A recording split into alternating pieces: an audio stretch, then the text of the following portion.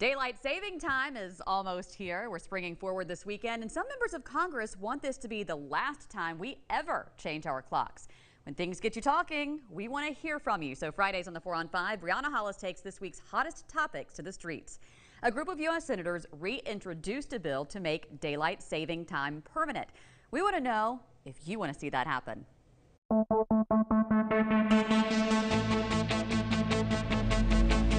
Bring it on. I mean, I get off at 5 o'clock, so who wants to get off at 5 o'clock and it's dark already? I have cats that like to get up at 5:30 when daylight shows up, so I do not like getting up at 5:30. Nope, you would never change the clock. Well, that's pretty convenient, honestly. You'd be fine with it being lighter later? Yes.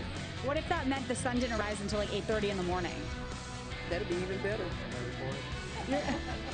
You'd be fine with daylight savings time year round? Yes, because it helps after work. I think it's a brilliant idea, actually, because even at my age, the change in time, it takes me 6 months. No, I'm joking. It doesn't take me 6 months, but it takes me a little while to catch on that I've just gained or lost an hour. And why are we doing this? There's no point in adjusting, but yes, it's either one or the other because it's ridiculous to keep changing. You like the idea of year round daylight savings time? Absolutely, especially way down south, but up in Missouri it might not be so good. Well, I'm from down south and I'm all for it. All year round. I like the daylight. I want to be out doing stuff all day. So With all the daylight savings hassles and stuff, it gets really confusing once the time changes because I got to change my whole internal clock, and I'm either really sleep deprived or just really tired throughout the day.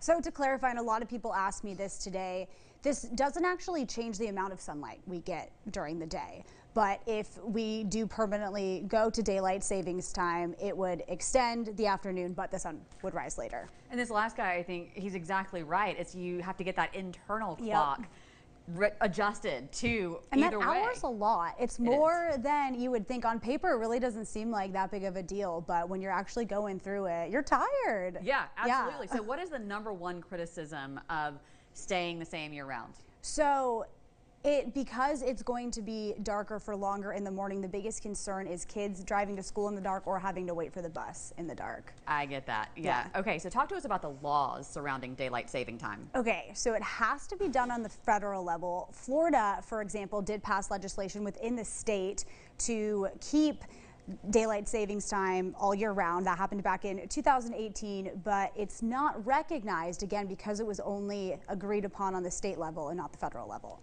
Very interesting. So what's the deal with Arizona? I love this. This has been such a fun learning experience with all of this. You're into this. I am, I know, and I was talking about it on the Facebook Live earlier too.